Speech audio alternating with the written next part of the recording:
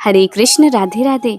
आज हम एक अत्यंत पावन पर्व की चर्चा करने जा रहे हैं, राधा अष्टमी महापर्व, जो कि श्रीमती राधा रानी का पावन प्रागट्य दिवस है। यह पर्व हर वर्ष भाद्रपद मास के शुक्ल पक्ष की अष्टमी तिथि को मनाया जाता है और इस वर्ष 2025 में यह उत्सव 31 अगस्त रविवार को अत्यंत भव्य रूप से मनाया जाएगा। अब आइए जानते हैं राधा रानी का महत्व। श्रीमती राधा रानी भगवान श्री कृष्ण की परम प्रिया और उनकी सबसे शुद्ध करुणामयी भक्त हैं। हमारी वैदिक शास्त्रों में यह वर्णन मिलता है कि श्रीमती राधा रानी की कृपा के बिना कोई भी जीव भगवान श्री कृष्ण की सच्ची भक्ति प्राप्त नहीं कर सकता। वे स्वयं भगवान की अलादिनी शक्ति हैं, वह शक्ति जो भगवान को आनंद देती है और उनके दिव्य प्रेम का विस्तार करती है। श्री राधा रानी को भक्त की अधिष्ठात्री देवी माना गया है। जिस प्रकार सूर्य बिना प्रकाश के अधूरा है, उसी प्रकार भगवान श्री कृष्ण राधा रानी के बिना अधूरे हैं। राधा जी वह माध्यम है जिनके द्वारा जीव भगवान तक पहुंच सकता है। राधाष्टमी तिथि और समय। राधाष्टमी की तिथि और व्रत 31 अगस्त 2025 दिन रविवार को किया जाएगा। अब आइए जानते हैं ब्रह्म मुहूर्त। ब्रह्म मुहूर्त प्रातः 4:29 से लेकर 5:14 तक। सूर्योदय होगा 5:59 पर। प्रातः पूजन काल प्रातः 4:51 से लेकर 5:59 तक। संध्या काल पूजन का समय रहेगा 6:44 से लेकर 7:51 तक। राधाष्टमी की पूजा व्रत विधि आइए जानते हैं। इस दिन भक्त प्रातः काल स्नान आदि करके शुद्ध वस्त्र धारण करते हैं। फिर वे अपने घर के मंदिर अथवा किसी वैष्णव मंदिर में जाकर श्री राधा कृष्ण का पूजन करते हैं। विधि प्रातः स्नान करके पीले या लाल रंग के स्वच्छ वस्त्र धारण करें। भगवान श्री कृष्ण और राधा रानी की प्रतिमा या चित्र का जल, गंगा जल, दूध, दही, घी, शहद और गुड़ से अभिषेक करें। उन्हें सुंदर वस्त्र और आभूषण पहनाएं। फूल, तुलसी दल, चंदन, धूप, दीप, फल और मिष्ठान अर्पित करें। भगवान श्री कृष्ण के और राधा रानी महामंत्र का जाप करें। विशेषकर इस दिन राधा नाम का जप अत्यंत पुण्यदायी माना गया है। उपवास और नियम।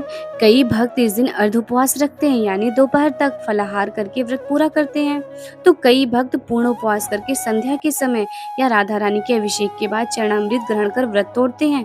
व्रत का उद्देश्य शरीर को कष्ट देना नहीं, बल्कि मन को शुद्ध करके भक्ति में स्थिर करना होता है। तो आप किसी भी तरह का उपवास कर सकते हैं, अर्थात दिन के 12 बजे भी आप उपवास खोल सकते हैं। राधाष्टमी और वृंदावन बरसाना उत्सव। भारतवर्ष के अनेक स्थानों पर राधाष्टमी बड़े भव्य रूप से मनाई जाती है।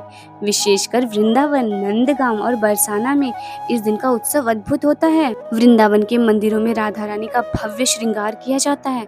उन्हें 56 भोग अर्पित किए जाते हैं। केवल इस दिन राधा रानी के चरणों का दर्शन भक्तों को प्राप्त होता है।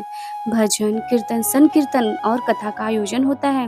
भक्त नृत्य और भक्ति रस में लीन होकर प्रेम पूर्वक राधे राधे का गान करते हैं। बरसाना जो राधा रानी का जन्म स्थान है, वहाँ का उत्सव तो दिव्य स्वरूप धारण कर लेता है।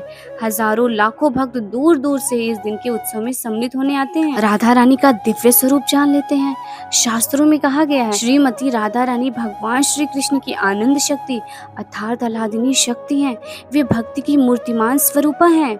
राधा जी का नाम मात्र लेने से हृदय में भक्ति का संचार होने लगता है। श्रीमद् भागवतम और पद्म पुराण में यह वर्णन है। भगवान श्री कृष्ण भी राधा रानी की भक्ति से अत्यंत प्रसन्न होते हैं। अब आइए श्रवण करते हैं राधा रानी की कथाएं। कई कथाएं ऐसी हैं जो राधा रानी की करुणा और प्रेम का अनुभव कराती हैं। गोपियों के संग रास। जब भगवान श्री कृष्ण गोपियों संग रास रचाएं, तब वे प्रत्येक गोपी के साथ थे, परंतु उनके हृदय में केवल श्रीमती राधा रानी ही थी। बरसाना की राधा। यह स्थान आज भी राधा जी की स्मृतियों से जीवंत है।